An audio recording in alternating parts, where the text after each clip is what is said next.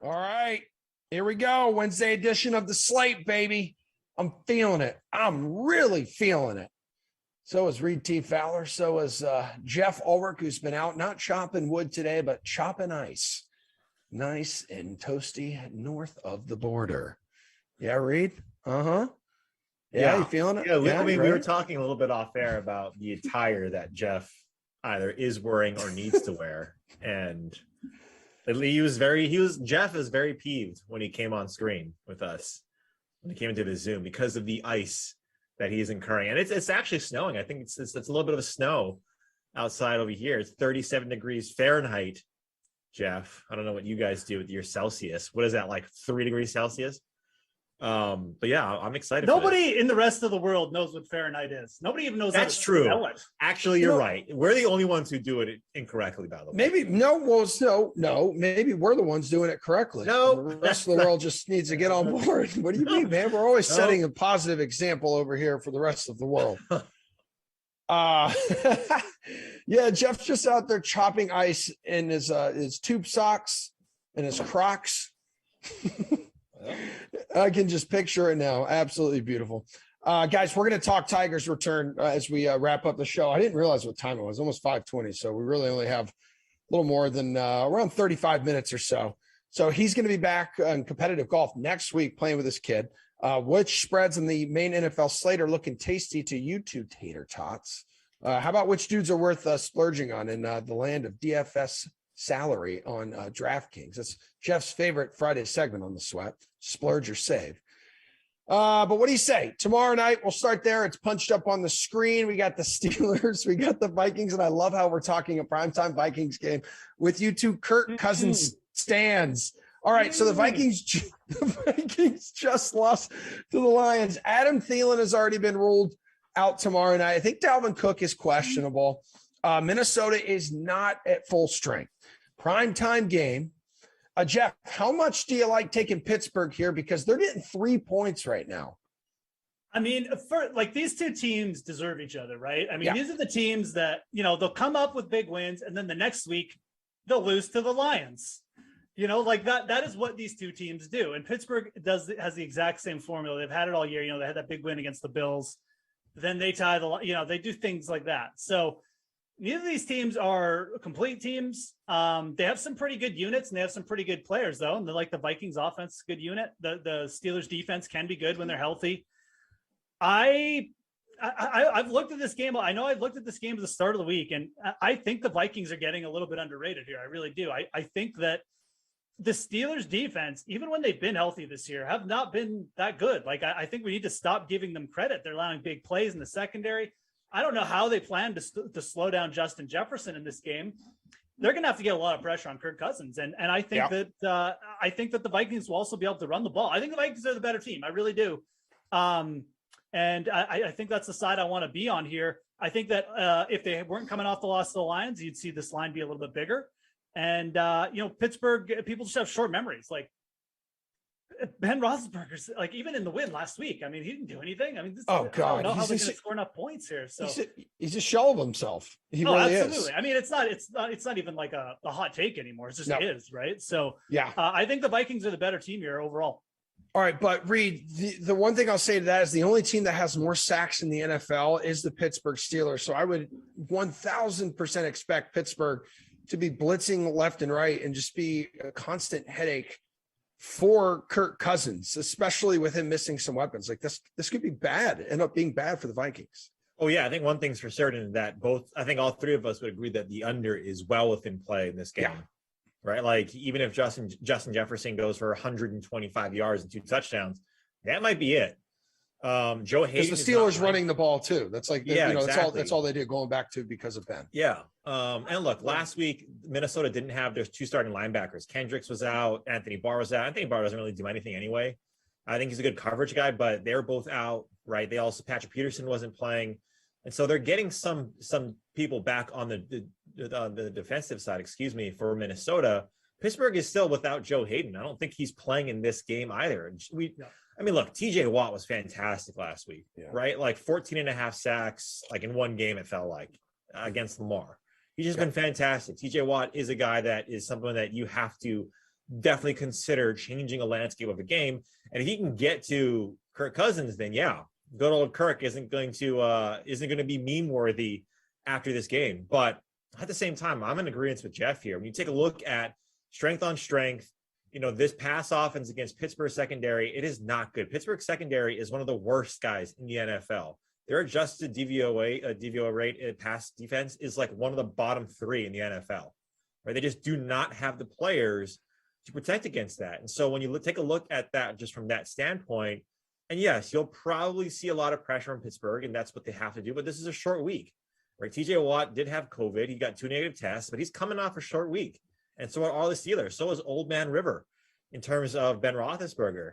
There's not enough ice in Pittsburgh to be icing this guy's, elbows, knees, and toes. I just think their farewell tour feels a little bit different, right? When it's Big Ben, he's not playing well, then a guy like Derek Jeter.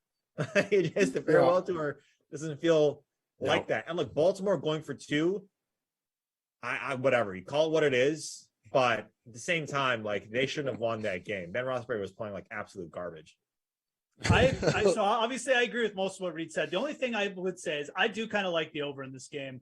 I think this total's pretty low, and I think the best unit here is the Vikings offense. And the Vikings, like you said, are banged up. Like, I think Pittsburgh might be able to use Najee Harris quite a bit, like if effectively in this game, potentially even run the ball. So I kind of see more of like maybe potentially like a 27-23 at the very least. I think 24-20. I like the over side at 43.5. I like the over. So Andrew on the 1s and 2s says there's not enough ice in your driveway to heal and help Ben Roethlisberger. I mean, if then there's not enough ice in the world. Dude, all right, so this has been a debate, like the Kirk Cousins thing between you two all season long. I absolutely love it when it pops up, especially like on Twitter, and the memes and GIFs are exchanged and everyone is salty to each other. Is it possible for a quarterback who has thrown for more than 3,300 yards and 25 touchdowns and just 3 picks to somehow still stink? Geoff, you want to take this one? Yeah, go ahead. I mean, yeah, it is. It is because stats get inflated, right? Like, we can't just look at the pile. That's why we look beyond things like yardage. Yeah. And beyond things like, this guy like threw like 4 touchdowns 2 weeks in a row. I mean, how did they happen? When did they happen? And the circumstances with Kirk Cousins is he's not good, like essentially against good teams ever. And like he piles up a lot of yardage in weird games. And it's kind of been that way through the last couple of years. So, I don't have his advanced stats in front of me, but I know I've looked at them like quite a few times this year, and they just go down in certain spots. And so, no, I don't think he's a good quarterback. I mean, I don't think he's an elite quarterback. Let's put it that way. And I think that he has these elite stretches where he does good things, and then people expect it of him all the time, and they get let down. If you just took Kirk Cousins for what he is, which is an okay quarterback who, can get hot at times, much in the same vein that like a guy like Joe Flacco got hot at times in his career, then you won't be disappointed. But it's like, it's when people try to like make him out to be like the next Drew Brees, it's like, no, like watch him play a little bit and really look at what he's doing and how he's doing it. And I think you'll come to the realization that's just like a silly comparison. So Fowler, I think, it comes down to really decision-making for him, right? And maybe tomorrow night it comes down to just which quarterback is going to get more support from his run game. Yeah, out of 37, I'll give the advanced stats that Geoff failed to research on Kirk Cousins. Yeah, Geoff, all this Kirk Cousins slander, you should be prepared. Trust me, I am not here saying that Kirk Cousins is Drew Brees. I agree with Geoff on that. He isn't. But what are you expecting, right? That is managing expectations. What are you expecting from your starting quarterback? And it's not necessarily yards. Again, I agree with Geoff on that. It's touchdowns to interceptions, right? It's making the right decisions in the right times. And to Jeff's point, it's about winning those games that are 50-50 or that you should win. Geoff brought up a good point about him not beating good teams. I would argue that one of the best teams in the NFC are the Green Bay Packers, which he threw 3 touchdowns and no interceptions, right? Over 340 yards, or like 341, right around there. So you got to give the guy credit where credit's due. And of his career, he has the highest PFF grade at right now, really in his entire career since 2012. Sure. It's his highest. So he's playing at his highest level right now. And I don't necessarily I think he gets a bad rap because he's not a guy who is ever going to warrant the 84 mil. It's like Mac Jones, right? Mac Jones was always compared to the 3rd overall pick in the draft, right? He was he's a solid quarterback. We're seeing that right now, but he was always compared to the 3rd overall pick. Kirk Cousins will always be compared to the Drew Breeses and the 84 million guaranteed contract that he's gotten.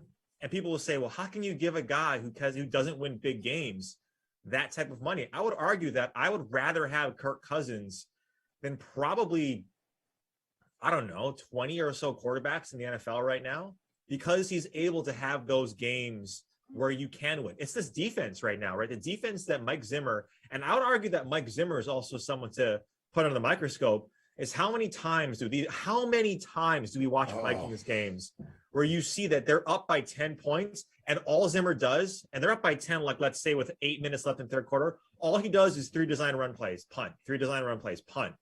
That is horrible.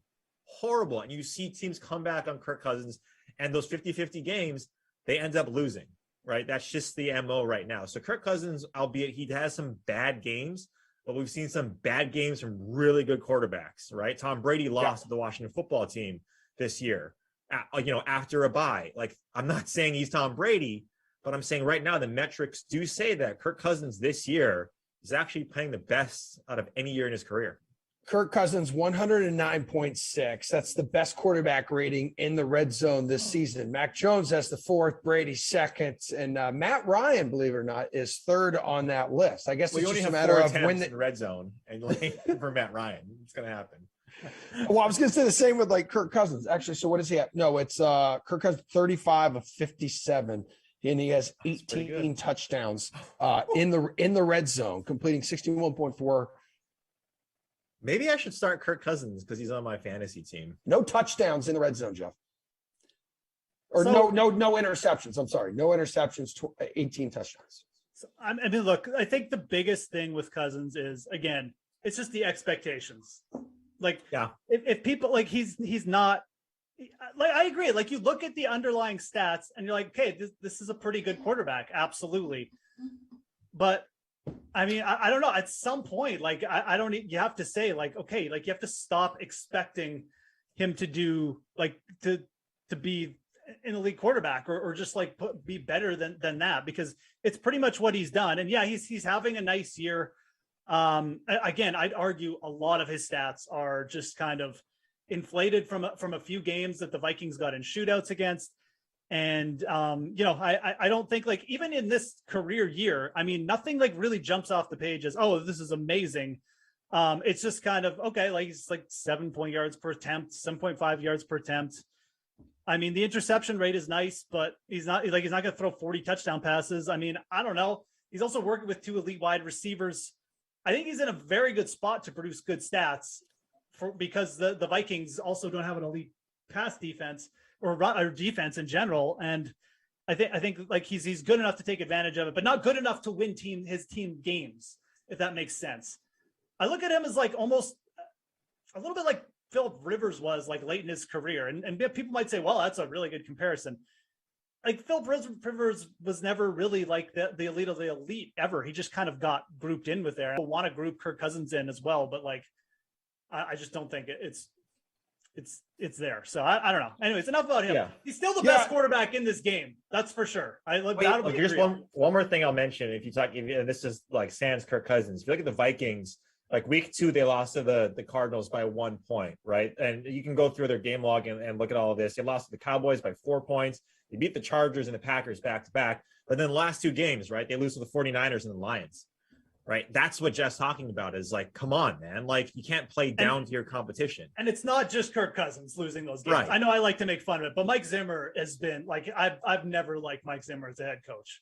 He had a couple good defenses and he blew them because he just wanted to run the ball. And then he got in and then he started to throw the ball and he started to unlock some of Kirk Cousins' potential as a pretty good quarterback. And then he stopped running the ball and then his defense eroded. And it's yep. Yeah, so I don't know. I'm that guy. I mean, I definitely, the blame for the Vikings should be squarely there. All right, so with Thielen out, how crazy is it Reid to captain KJ Osborne, maybe tomorrow night? Pure high risk, high reward kind of play. Oh, I know this is a self-serving question because someone picked up KJ Osborne on his fantasy team, but look, I don't think it's a bad one. I don't know if I'd go out and I'd captain him. Look, if you do, he's going to allow you to do everything at $8,400. Look, he's a solid player. We've seen him come in and be that guy when we've seen the other players miss some time, whether it be in the game or before a game if they're rolled out. When you see these big guys go out though, like the Thielens of the world, we'll see Keenan Allen, Mike Williams won't be there. This will go into the larger, the main slate type of thing. My strategy is those targets, and we saw it last week, right? That work doesn't necessarily go to the next receiver. It goes to the next best player, right? Deebo Samuel went out. George Kittle got 1,000% more work. Unreal performance last weekend. I think Justin Jefferson 16.5 is like too low because he's going to be the guy that is going to get a ton of work, a ton. And if I were to go elsewhere with Thielen out, it's Madison or Cook. I think it's going to be Madison. And then it's also Tyler Conklin. I think Tyler Conklin needs to be someone that we consider because we know that if you take a look at his game log, especially last week when Thielen went out, 9 targets, 7 receptions, 56 yards. Those are the things that happen. It doesn't necessarily go to the next guy, next receiver. It sort of matriculates down into the next talented, so to speak, player. Michelle. With the captain spot tomorrow night? I don't really think it's a spot where you get weird because I think Justin Jefferson with Joe Hayden out or banged up or whatever, and I think Najee Harris are just they're 2 super high usage players. They're in really good spots, and I think you're just doing yourself a disservice to kind of go away from them. I think if you want to get fancy here, there are other players who could, other elite players you could pivot to. But and if Osborne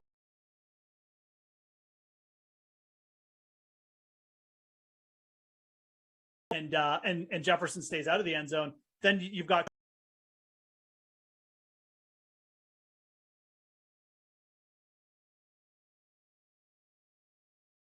here. It's a really weak Minnesota rush defense. They're a little bit banged up as well. I'm not big on Alex Madison, especially in this matchup against Pittsburgh. I think that if I was going to go with any other skill player other than the 3 I mentioned, it'd probably just be, I think taking a shot with Chase Claypool is fine. I was going to mention Deontay Johnson, but Chase Claypool is just touchdown. 9 touchdowns last year.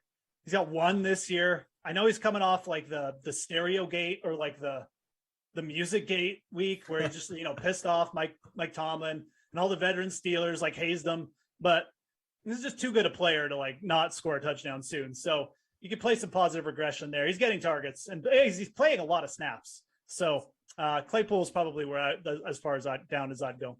Jack has been beating the positive touchdown regression for Claypool since like week 3. That's just what I do. That's just what I do. I buy junk basically.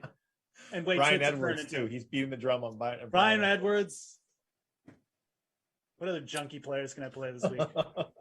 I don't know. You could be Pierce and just make one up. Tevin Coleman making a comeback. Yeah. I think the Sunday show for Tevin Coleman. I think he's in the protocol though. Everyone's Is he really? I think so. I think he got hurt. Yeah. Might not be a concussion. Might be something else. Okay. But I think he was on the protocol. There were a couple other guys who landed in a COVID protocol around the league today, right? Wasn't it Ingram? Did Ingram just land in? And then you said Mike Williams out in San Diego. No, Mark. Not Evan Ingram. Mark Ingram. But Kamara also practiced in full today. So he's probably back. Well, we can get to that later. Okay. Unless you want to get to it now. Well, I'm just saying Taysom Hill, like he's practicing in full. I think if you like the skill players a little bit more, if it was Trevor Siemian, I don't know why I'm saying that, but it's true. Taysom Hill is sort of a standalone guy that can get you a lot, but he's dealing with that mallet injury, not as significant as Russ Wilson's, but like he doesn't, and Deontay Harris is out. He's doing his 3-game suspension. So like, who do you have other than other than Kamara and Taysom Hill that you feel confident about in that game? Yeah. And we all know that Taysom's kind of back to doing his wacky running things. the right dash of passing sprinkled into Purdue. 19 for 41. Yeah, he throws away points with mistakes. That's the only annoying thing with him. I don't want last week was ugly with Taysom Hill, dude. Well, and like a lot of his plays came off of those big chunk ones with what was it? Lil Jordan Humphrey, shout out Geoff. Yeah, Ulrich. Yeah, the Iceman. So he had and that was a broken coverage, and Deontay Harris went off for like 50 yards through the defense. And that's where a ton of Taysom Hill's yards came from. Yeah. Right? Those two plays. And then his 4 interceptions on 41 attempts, 19 completions, and he rushed for that is typical fantasy football, right? That is Tim Tebow at its finest. That is your boy, the Bort coin at his finest, and that's Taysom Hill. So you guys want to go to the Sunday slate on the sports book, and Fowler, start me off. Sexiest spread in your eyes. Which one do you like the most? Oh God. I mean, I'm trying to stay away from a lot of these games this week. Okay. I mean, which are ones in that you would tell people to stay away from, or I guess explain why you would stay away from some of them? I think it's a lot of teaser potential this week, right? With some of these bigger spreads. I don't know if I try and tease down the Chiefs. I think that you're losing value. I definitely would try to look at teasing down Tennessee. Again, I don't really think you have to. I would try and stay away from that game. I like the under in tomorrow's game, even though Geoff likes the over. And this is what I talked about this morning with Washington and Dallas. I know Pierce thinks I need to get my eyes checked here, but I don't see it. The Washington football team, I think you're absolutely out of your gourd if you think that their last 3 games is any sort of competition. And we said throughout the entire season, well, we can't compare the Patriots. We can't deem the Patriots a good team until they play good teams because they play junk. Well, the Washington football team has played absolute garbage for the last 3 weeks, with the Raiders included. They beat the Buccaneers. That's fantastic. But if you look at the games before that, they're giving up 30 plus points around that, on average to their opponents. And you take a look at Dallas now, who are dealing with some injuries. I just look at this division matchup, even though it's in Washington. And I think Dallas is getting way underpriced here. Mine, 4.5. I think this is a team that's going to absolutely trounce the football team. Even though I like Antonio Gibson in this matchup, I look at the Cowboys, and I think they're absolutely going to obliterate Washington. And I like the football team. I like Ron Rivera. I like Terry McLaurin. I like the talent. The Cowboys at this juncture in the season, and again, taking this narrative not too far, but they need this. And so I'm looking at Dallas to absolutely smash the football team. Ulrich, how about you? What are you shocked by that? The look on your face? Oh no, I'm not shocked because I've heard Reid and Pierce's take on this game a couple times already this week, and I think where we differ, it's not so much that I think Washington is some superior football team, because I mean they're right, they're not, but they're moving the ball pretty well. Their defense is playing better, especially against the pass, and they have good cornerbacks. I'm not sure why it was so terrible to begin the year, but I think that where we differ is that I just don't Dallas has not looked good over the last 3, maybe even 4 weeks. They had one good win. I don't know why everybody's giving Dallas so much credit for being this elite team. I don't see it. They have Tony Pollard. Great. They don't play him. Amari Cooper has been a ghost the entire year. Usually he's a ghost for 4 games. The entire year. Dak really hasn't had a good passing game in a while. Zeke is banged up. Their defense is cooled off a little bit too, giving up yards. If Washington can somehow find a way to be efficient in the red zone, because they haven't been all year, I think they're absolutely live to win this game. And I think now that the line is starting to move, it's 4.5 now. It was 4 earlier. That's great. You let all the money flow in on the Cowboys. Get this up to 5.5, because I think even at 4.5, I think this game should be closer to a neutral, 3-point spread. I think Dallas is the better team, but I don't think they're that much better. So I like the football team here. We'll definitely be on different sides of that one. And I think the Washington football team has a severe advantage of head coach. I'll take Ron Rivera in game. Oh yeah. Versus Mike McCarthy, right? So there's a lot of things. I think Dallas just got pumped. Their tires just getting a little bit too pumped here. And this could be this is a really big game for Dallas, man. They let Washington right back in it if they lose it. So that's where I'm feeling in that game. I actually feel pretty good about taking the Washington side. Like I said, I'm going to wait because I think it will get up to 5, but maybe even 5.5.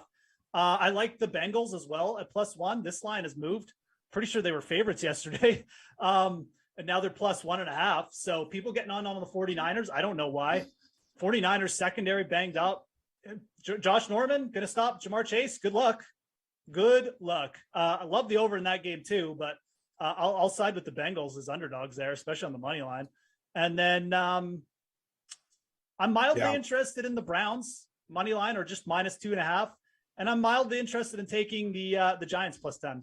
They were to +10.5 a couple days ago, but I think even a +10, it's just I'm there's the Chargers covering 10 points is like, that's just ridiculous. Well, especially if no Keenan Allen, no Mike Williams. Yeah, and I mean, like they can cover 10 points, but it's just trusting them to do it. Like I don't think they deserve to be 10 points against maybe anyone except like Jacksonville. Sorry, No, it's normal. I'm used to it. And one thing, 27 years. One thing I will mention though, sorry to cut you off, Emerson, is that what the Dallas Washington is a prime example, I think, and you can apply this to maybe like some other teams, but I think this one is a prime example. Is you're buying Washington at its high because they're on a 4-game win streak, and you're buying Dallas, whatever side you're on, you're buying Dallas at a low, right? Like the sentiment on Dallas is the public sentiment on Dallas for the most part, unless you're a Cowboys fan. Right? Is like, look, I mean, because Dallas, they lost to the Raiders on Thanksgiving. That's a public, I mean, how many people watch that game, right? They should not have lost to the Raiders on Thanksgiving. They only put up 9 points against Kansas City. And I think that was like one of the afternoon games, the 4 o'clock window. So it was only 3 games. And they only beat the Saints by 27, another public, that was a Thursday night game. So we've seen now Dallas 3 times where they haven't really played up to snuff. Before that, they put up 43 against Atlanta.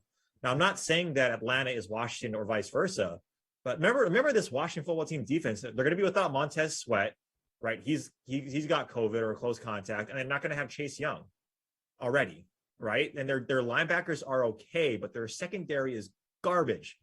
And when you have Amari Cooper now back healthy for another week, you got CeeDee Lamb.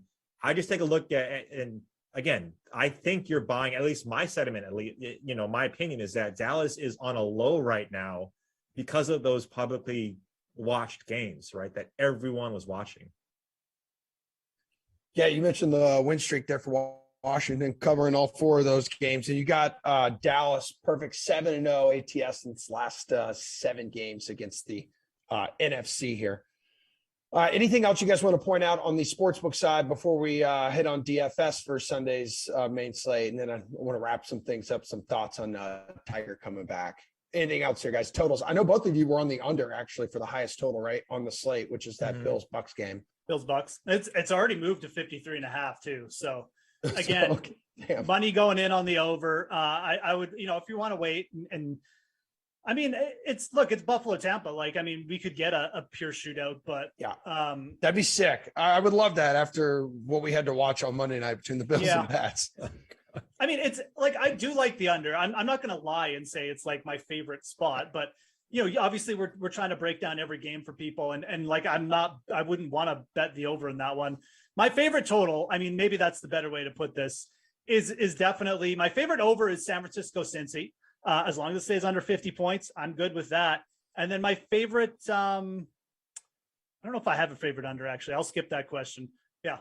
Okay. The question that you asked yourself. Yeah. Okay. You're skipping a question you asked yourself. That's incredible, Ulrich. Only you could do that. I was trying to give this program some structure and some class, and I failed. What did he do? I'm sorry. And look what happened. Look what happened when you try. Stop trying. All right.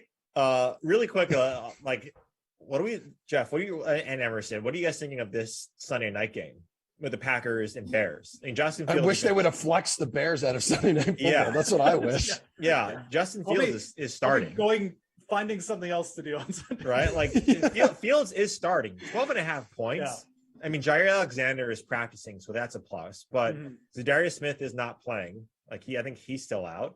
Yeah. And we have the Packers off the bye, but 12.5, that's a lot of points. Yeah. No, I agree. The Fields thing to me would be a big factor as well. I think you'll see the line come down too once people realize that it's like Sunday night Fields.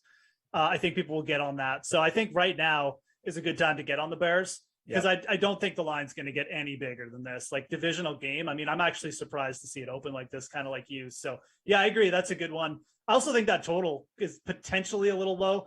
That I know that is like, how do you say that with the Bears? But I just feel like the Packers, with the rest and stuff, like I think they could come out and put up 30 easy. So yeah, I think like at 43, ooh, yeah, like that is almost a 2-touchdown favorite with a 43 game. Yeah, that's crazy. Right? That screams chase the Bears. Even if you think the Bears are the worst team in the NFL, like the Detroit Lions are like 8-4 ATS. Exactly.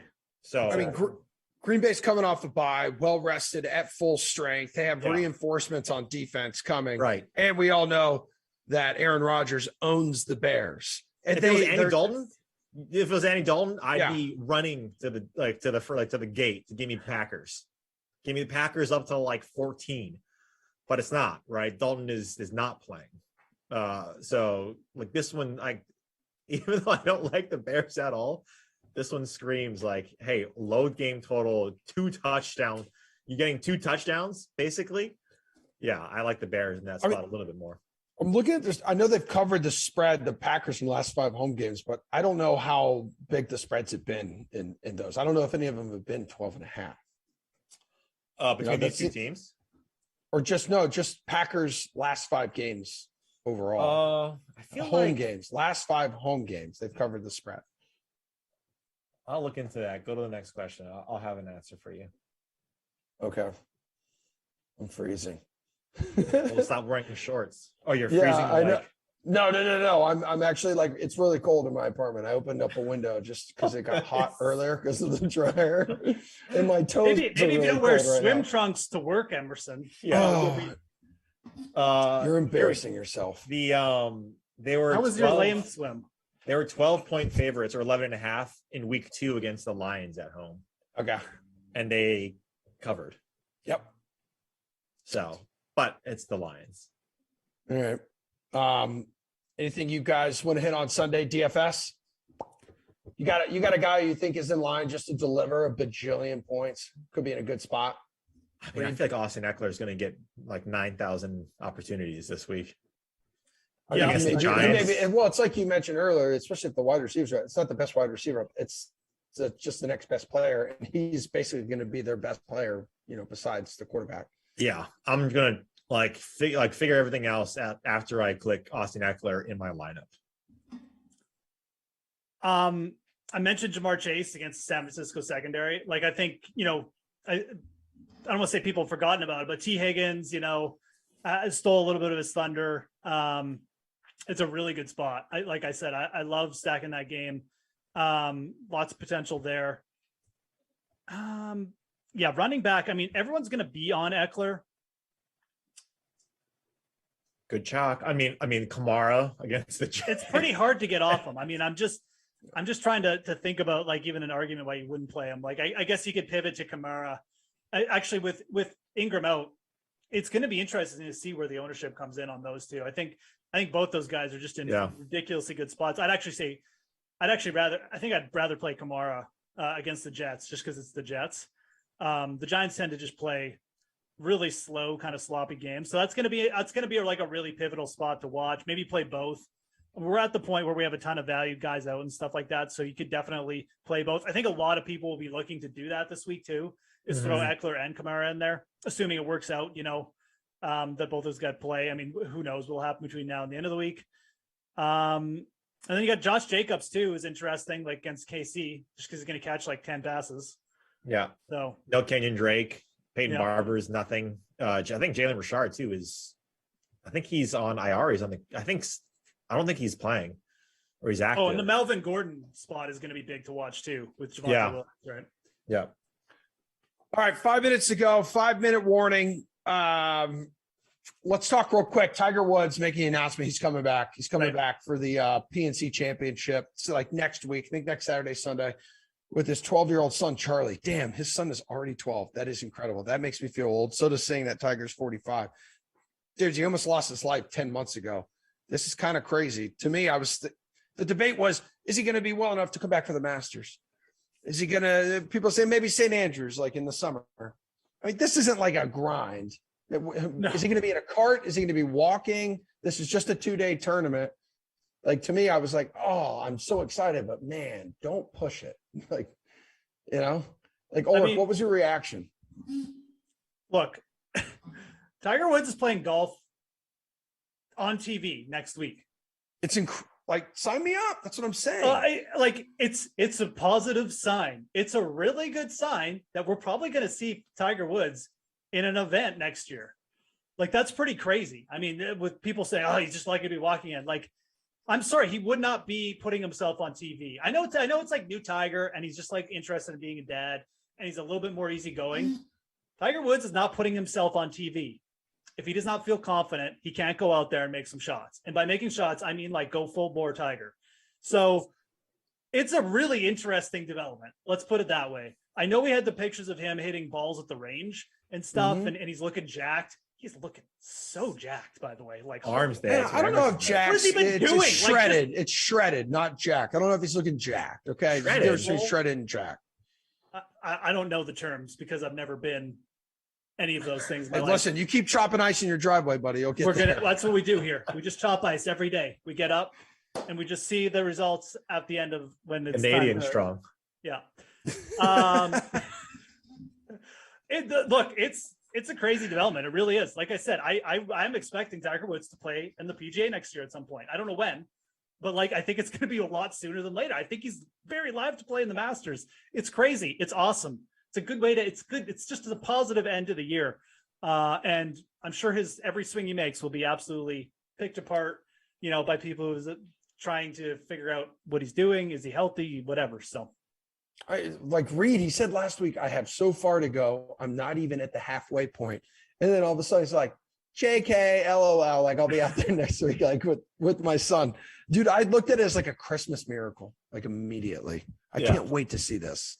Well, this is sort of a hybrid of what the new Tiger is and sort of a transition to what we're probably going to see from Tiger moving forward, right? Is a guy who's really focused on spending time with Charlie, being the father that, he, I think, always wanted from Earl, right? Not to get too meta on a show, but he wants to be there for Charlie. And I'm sure Charlie, has put a lot of importance on this. And he said to his, they talked about it probably after last year's, or is it this year's tournament or last year, I can't remember, that they want to win this, right? Like, and Charlie's he's only getting stronger and bigger, right? I mean, like when you're 12 years old, you grow like 6 inches, and well, unless you're Samir, you grow like 6 inches. Dude, don't do that. You're growing 6 inches in in a span of a month. In all seriousness, like Geoff mentioned, this is a really good sign, but it's going to be more with Charlie taking the lead on this, right? And maybe Tiger making some putts. Tiger's not going to be out there making full swings, like full bore. Like he might be in some cases. There's no way he physically can't. He did say last week too. He's like, listen, I'm hitting them. A lot of them are going straight, but they're not going as far. Right. So you're going to see a lot more of Charlie. And I think that's what Tiger is trying to do is that, hey, my kid wants to play and we want to win this. And I made a promise to my son that we're going to do this. And so I'm going to come out here and do it. But to Geoff's point, he's not going to push it. It's a really good sign of seeing Tiger on TV. Yep. And whatever. And the difference between shredded and jacked, I would think shredded is cut and jacked is like strong. And so I would Geoff. I mean, he was kind of looking like a combination of both. Kind of like me, like just beefy. Like just is swole a word? Like, I don't know. Yeah, swole. Yeah, absolutely. Swole. Just want to make sure I'm using it correctly. You never know these days. He doesn't have to hit every tee shot either. And his son, Charlie, will have a sizable advantage like from his tees. It's all good. He's going to be driving the cart around. And Geoff, I agree. He is not going to stand for a single televised minute of him looking like a dollar store version of himself. Like he's going to go out there knowing like he's basically ready to not embarrass himself. He's ready to test himself a little bit. That's what this tells me, which is a great sign. It's a perfect way to do it. 36 holes. It's a scramble. Like it's good stuff. Yeah. Yeah. And you get out there, a couple days before Christmas. Everyone's just vibing, dude. It's O-Town too, man. It's true. It's crazy though.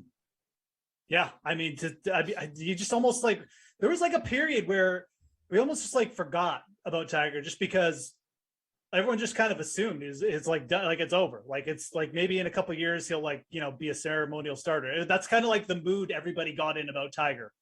It's like he's not even like a part of like the conversation anymore.